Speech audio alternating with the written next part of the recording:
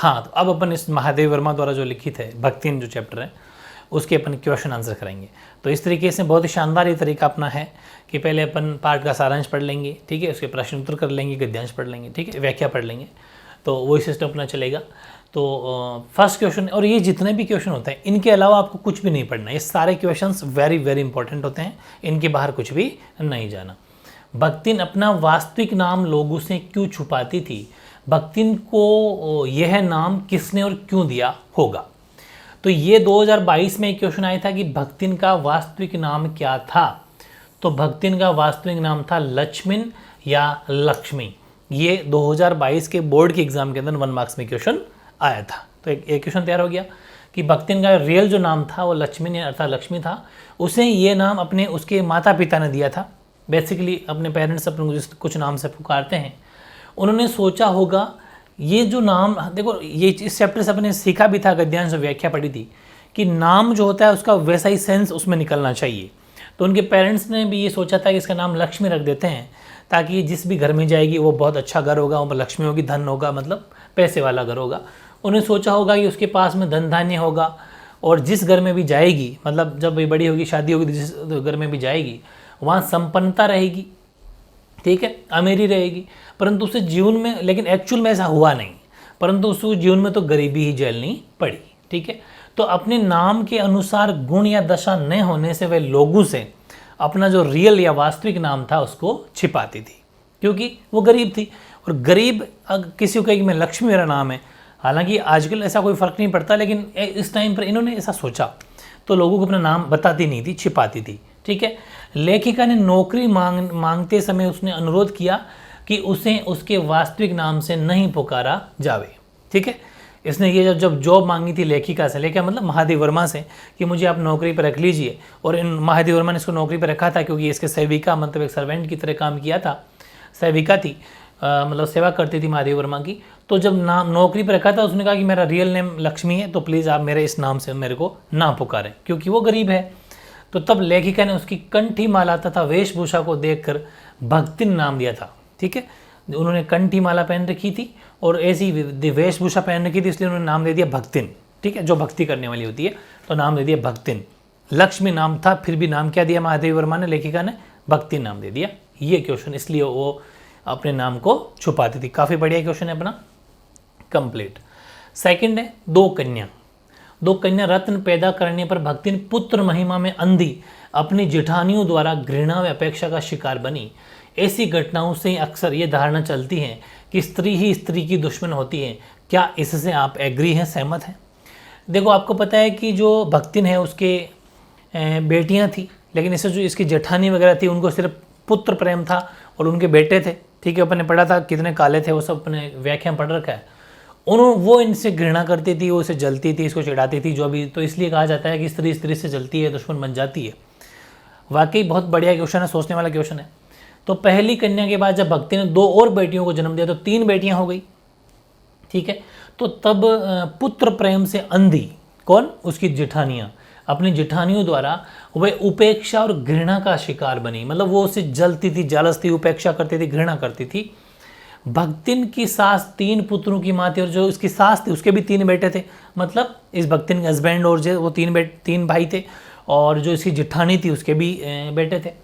तो उसने भी जो उसकी सास थी 3 पुत्रों की माँ थी, तो उसने भी भक्तिन की उपेक्षा की, यार कि हम सब के तो बेटे हैं, इसके तो बेटियाँ ही बेटियाँ हो रही है, ठीक है।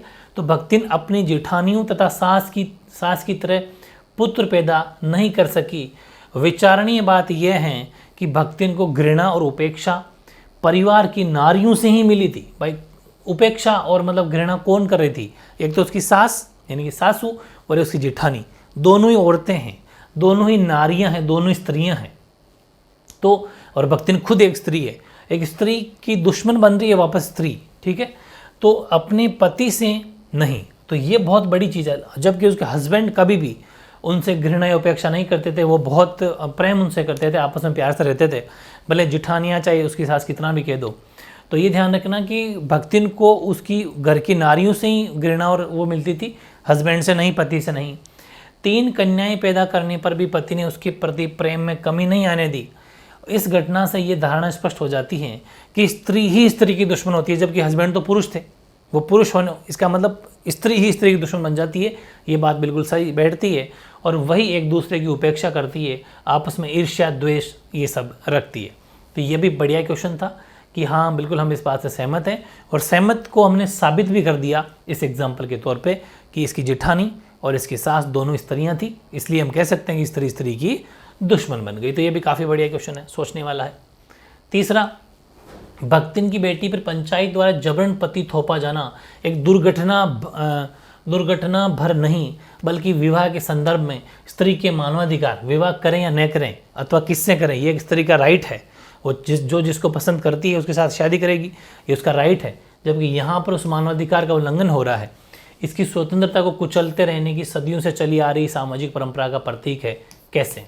पढ़ा था अपन ने कि भक्ति ने किस हिसाब ज़बरदस्ती शादी के लिए, मतलब एक लड़का जो था वो अपन देखा था। तो वही आंसर लिखना है कि भक्तिन की विधवा बेटी के साथ उसके ताऊ के लड़के के साले ने ज़बरदस्ती की थी, उसे जबरन अपने साथ कोठरी में बंद कर दिया था। तब गांव की अब सीधी सी बात है, कोठरी में बंद करके गांव की पंचायत को बुला लिया। और अब पहले के जो लोग थे वो ये कहते थे कि भाई अगर किसी बंद कमरे में कोई लड़का लड़की है तो इसका मतलब वो हस्बैंड है, हस्बैंड और वाइफ है।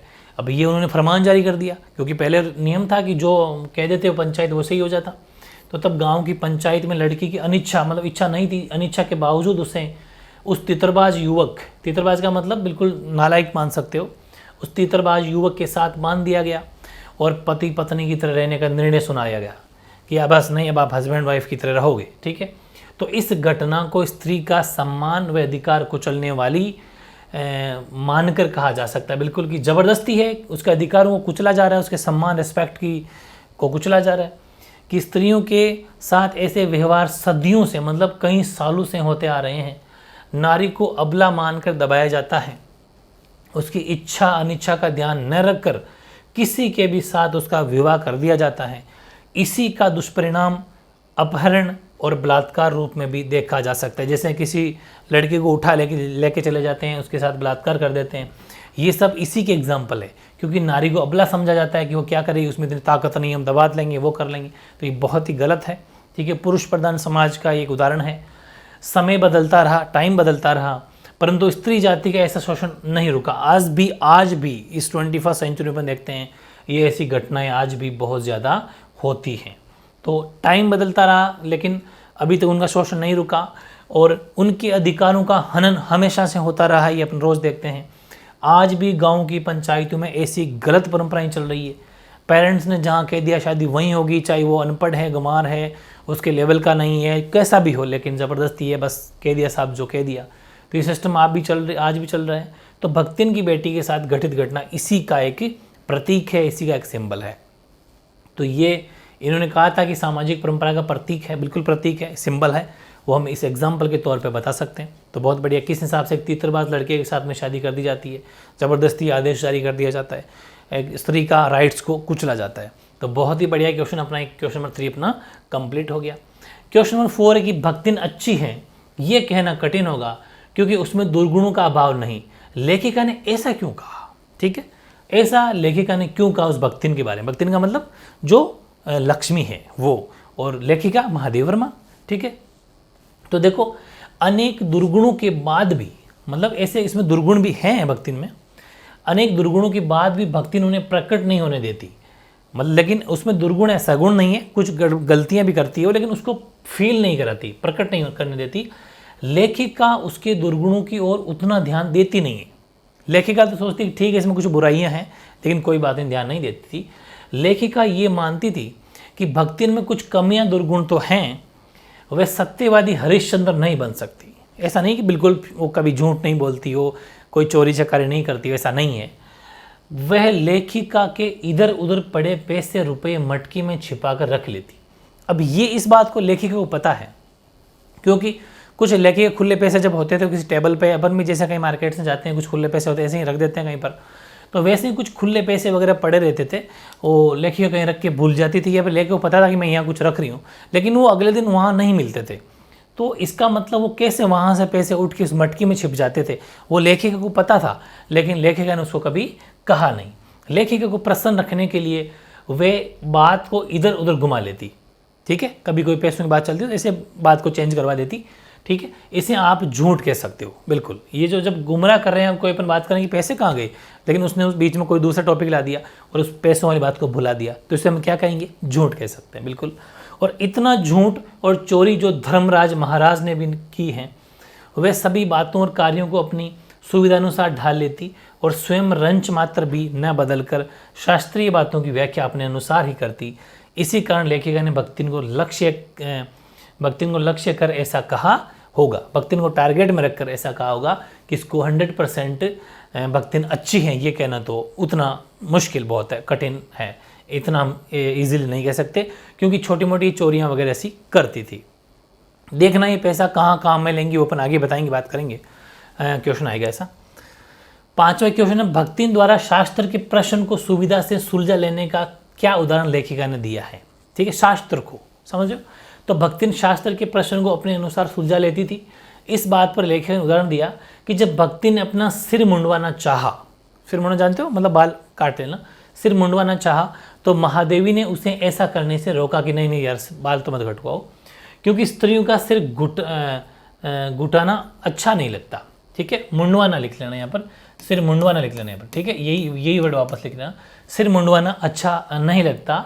इस प्रश्न पर भक्ति ने अपने कार्य को शास्त्र सम्मत बताया, कहा कि नहीं, शास्त्रों में लिखा हुआ है, क्योंकि वो ऑटोमेटिक खुद रूल कहते हैं ना, खुद नियम बना लेती है, खुद स्पष्टीकरण देती, जस्टिफिकेशन दे देती कि नहीं नहीं ऐसा कुछ नहीं है, मैं शास्त्र पढ़ती हूँ, किताबें पढ़ती हूँ, मुझे पता है, तो शास्त्र सम्मत बताया कि ये शास्त्रों के बिल्कुल अनुसार है, ऐसा कुछ भी नहीं कि स्त्रियाँ बाल नहीं कटवा सकती, कटवा सकती है। उत्तर देते हुए कहा कि तीर्थ गए मुंडाए सिद्ध, ठीक है, तीर्थ गए मुंडाए सिद्ध, की जहाँ तीर्थ करने के लिए जाते हैं तो वहाँ पर सिर मुंडवाते हैं, इसलिए ऐसी कोई बात नहीं है मैं सिर मुंडवाऊंगी, मुंडवा सकती हूँ। उसका ये वचन किसी शास्त्र का न होकर खुद की समझ ही है, कोई शास्त्र में कहीं पर नहीं लिखा हुआ है कि खुद ने अपनी समझ से अपने आप ही मतलब झूठ बोल के एडजस्ट कर लिया, अपनी समझ से गढ़ा गया, अथवा लोगों ने सुना हुआ था, या फिर ऐसा हो सकता है उसको सुना हुआ हो, हाँ ये हो सकता है, जिसे उसने शास्त्र का बता दिया झूठे ही कि नहीं शास्त्रों में लिखा हुआ है कि जब हम तीर्थ वगैरह जाते हैं, कहीं पर कहीं जाते हैं तो सिर मुंडवा सकते हैं। ये किसी का उसका या तो सुना हुआ हो सकता है या फिर उसने मनगढ़ंत बात बना ली, ऐसा कहीं शास्त्रों में लिखा हुआ नहीं था, लेकिन उसने महादेवी वर्मा को लेखिका को ये बता दिया कि नहीं नहीं मुंडवा सकते हैं, ऐसा शास्त्रों में लिखा हुआ है। तो ये एक एग्जाम्पल था जो उन्होंने अपने मन से उस बात को ढाल लिया। ठीक है, फिर क्वेश्चन में 6 देखो, भक्तिन के आ जाने से महादेवी अधिक देहाती कैसे होगी। देहाती का मतलब थोड़ी गाँव की टाइप वैसे, तो भक्तिन देहाती थी। ठीक है, और भक्तिन देहाती थी, सीधी सी बात है, वो जब किसी के भी कहते हैं ना कि रंग नहीं तो लखन आ जाते हैं, वो वाली चीज़ है। तो भक्तिन के आ जाने से महादेवी जो है वो और देहाती कैसे हो गई, क्योंकि भक्तिन देहाती थी, वो उसके कॉन्टैक्ट में आई महादेवी वर्मा, तो वो भी देहाती हो गई कि भक्तिन देहाती थी, और सेविका रूप में आ जाने से महादेवी का खाना पहनाना देहाती डरे का हो गया। ठीक है, भक्ति ने देहाती खाने की विशेषताएं बता कर उसके खाने की आदत ही बदल डाली। भक्तिन जो है उसने कहा कि नहीं, देहाती का मतलब गाँव का ये जो खाना खाना चाहिए, बहुत शानदार खाना होता है, ऐसा कर करके सारी आदतें ही वैसी देहाती बना दी उस लेखिका की। ठीक है, तो उसके कारण लेखिका को रात में मकई के दलिए के साथ मट्ठा पीना पड़ा। कहा कि नहीं ऐसा खाना खाओ, शानदार सही रहेगा। बाजरे के तिल मिलाकर बने हुए पुए खाने पड़े, ज्वार के भुने हुए भुट्टे की खिचड़ी खानी पड़ी।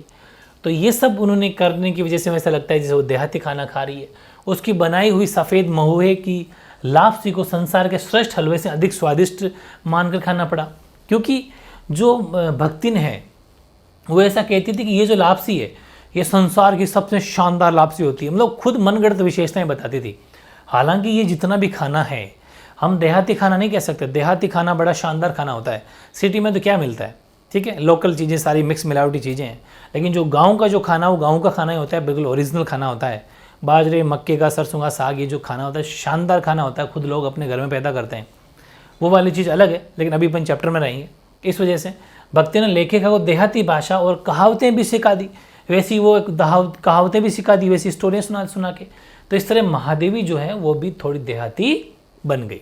तो बहुत ईजी है कि भक्तिन के आ जाने से वो देहाती क्यों बन गई, क्योंकि भक्तिन खुद देहाती थी और वो उसकी सेविका थी, सेवा करती थी। तो वैसा इसको खाना खिलाया, वैसा ही खाना खिलाने की हैबिट बना दी, वैसे ही कुछ स्टोरियाँ कहावतें सुना के उसको वैसा करवा दिया। इस वजह से जो भक्तिन है, जो महादेवी, वो भी भक्तिन की तरह देहाती हो गई।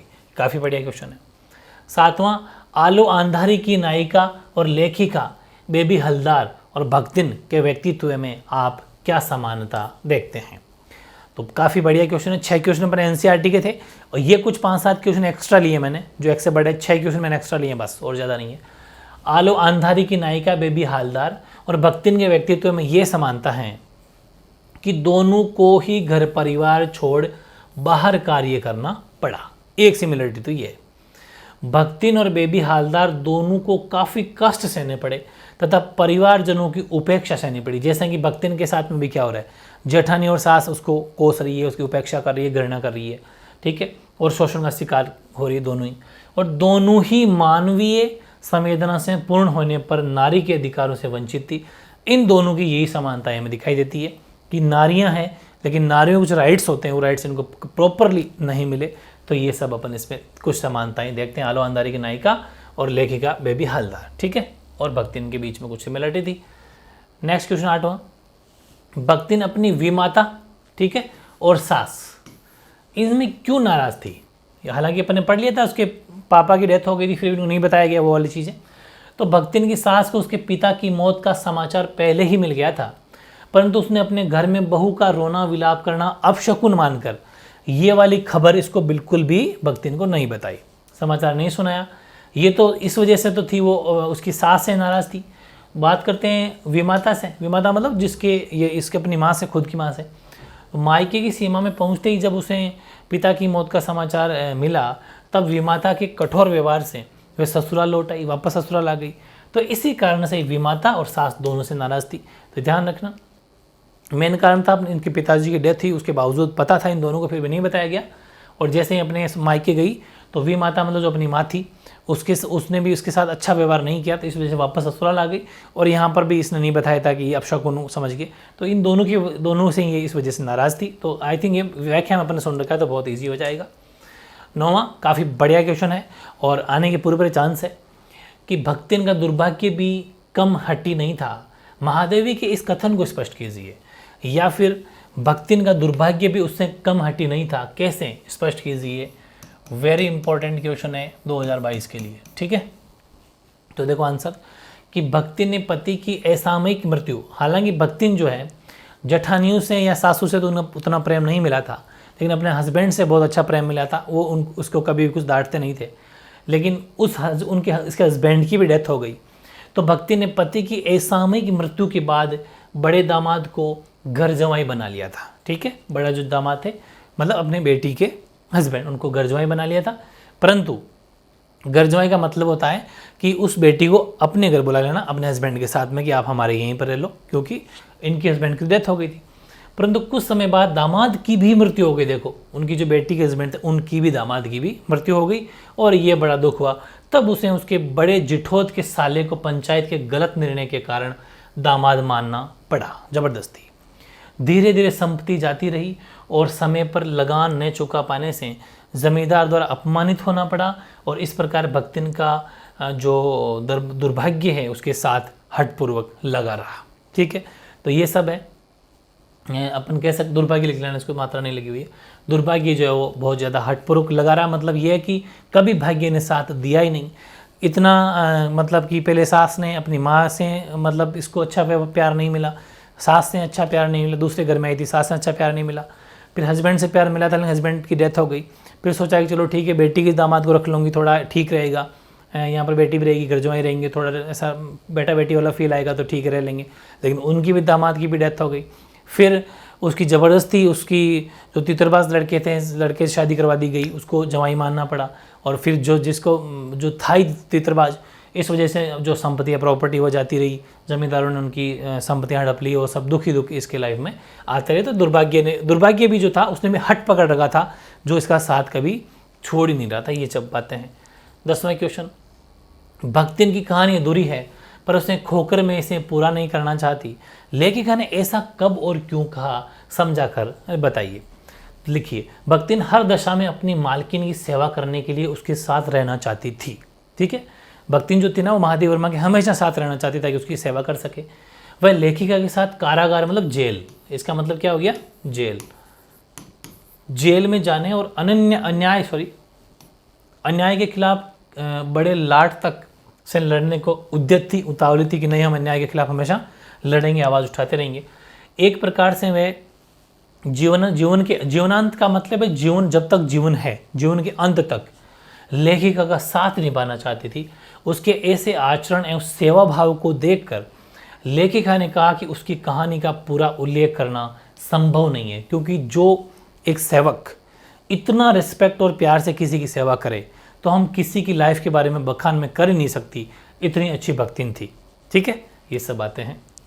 फिर भक्तिन संस्मरण में निहित संदेश पर प्रकाश डाली। ऐसे क्वेश्चन काफ़ी इंपॉर्टेंट हो जाते हैं कि जो ये स्टोरी पढ़ी थी आपने, इसमें क्या आपको मैसेज दिया जा रहा है, ठीक है, क्या संदेश आपको इसके द्वारा दिया जा रहा है, वो मैसेज या संदेश बताइए।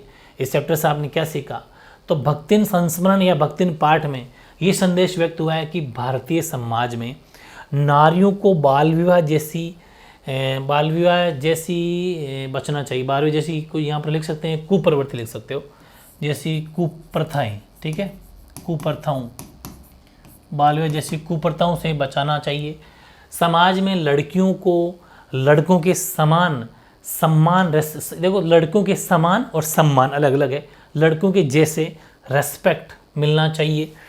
अल्पायु का मतलब है छोटी उम्र में, अल्पायु में विधवा अगर हो गई कोई तो उस कुप्रथा वाली निसंतान युवतियों का पुनर्विवाह, ठीक है, वापस से शादी करना, वो सभी की सहमति से होना चाहिए, सम्मति से होना चाहिए। सहमति भी लिख सकते हो या सम्मति भी सही है, संपत्ति नहीं है, सहमति है, सम्मति। जैसे कि यहाँ पर इनकी लड़की एक साथ ज़बरदस्ती हुआ था, उस तीतरबाज लड़के को ज़बरदस्ती ग्राम पंचायत ने, गाँव की पंचायत ने हाँ कि नहीं करेंगे, वैसा नहीं, सबकी सहमति से शादी होनी चाहिए अगर दोबारा विवाह हो रहा है तो, ठीक है। और गांव की जातीय पंचायतों के जो गलत डिसीजन है उस पर कानूनी कुछ रोक होनी चाहिए कि नहीं, ऐसा नहीं, आप ज़बरदस्ती नहीं कर सकते। तब हम ये सब बातें हम इस चैप्टर से सीखने को मिल रही है। पहली बात तो ये कि कुछ समाज में ऐसी व्याप्त कुछ कुप्रथाएँ हैं जो नारियों के साथ में होती है, उन पर रोक लगनी चाहिए।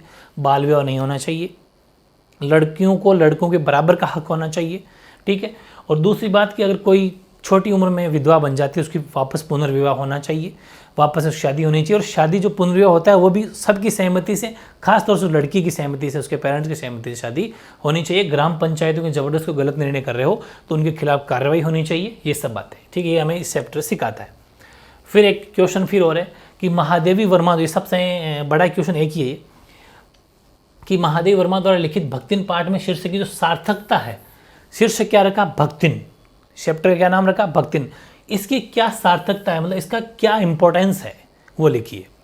तो भक्तिन शीर्षक से ये क्लियर बात हो जाती है, स्पष्ट हो जाता है कि किसी की भक्त, ये फुल स्टॉप नहीं है बीच में, भक्त चाहे किसी व्यक्ति विशेष की या भगवान विशेष की हो, भक्ति नाम बताता है कि जरूर कोई वैरागन है जो सब कुछ छोड़ छाड़ कर ईश्वर भजन में विरक्त हैं।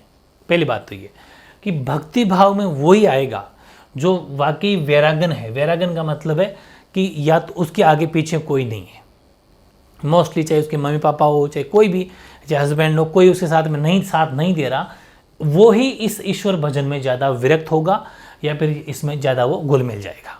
ये पक्की बात है।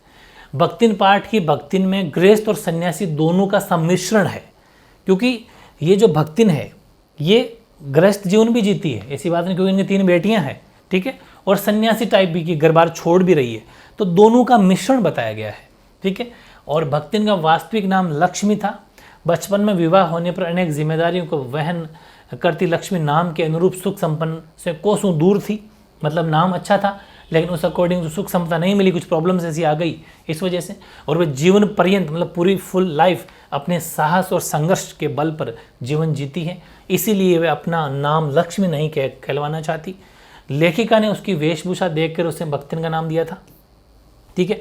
उसमें स्वामी भक्त के गुण होने के कारण लेखिका भी उसे ज़्यादा कुछ नहीं बोल पाती थी, क्योंकि वो स्वामी भक्त बहुत थी, बहुत ज़्यादा सेवा करती थी लेखिका की, इसलिए ज़्यादा कुछ नहीं कहती, ठीक कहते हैं सेवा करती, क्या कहें इसको, छोटी मोटी गलती कर भी देती तो भी वह लेखिका की हर संभव सेवा करती तथा उन्हें खुश रखना अपना जीवन धर्म समझती थी कि मैं जिसके नौकरी करती हूँ वो खुश रहना चाहिए, मेरा धर्म है। भक्तिन के जीवन का संघर्षमय पक्ष का चित्रण करना लेखिका का उद्देश्य रहा है, जिसमें वह सफल रही है, इसलिए भक्तिन शीर्षक भी उसके नाम व जीवन के अनुरूप सफल व सार्थक ही रहा है। भक्ति नाम रखा। भक्तिन का मतलब जो भक्ति करती है, और भक्ति चाहे ईश्वर की करो चाहे अपने मालिक की करो, बात एक ही है, क्योंकि वो जिसके यहाँ नौकरी करती है वो उसका मालिक है और उसकी भी सच्ची ईमानदारी के साथ में भक्ति कर रही है, उसकी सेवा कर रही है, क्योंकि उसका काम है सेवा करना। जैसे कि आपका काम है पढ़ना, तो ये एक अपना धर्म है, जो स्टूडेंट है वो पढ़ेगा, उसका धर्म है, वो इसका एक मतलब कहते हैं रिस्पॉन्सिबिलिटी है। वैसे ही अगर हैं तो हम इस नाम में वाकई कह सकते हैं कि इस नाम में सार्थकता है, वाकई जैसा नाम है ये भक्ति ने रखा है वो वाकई वैल्यूएबल है।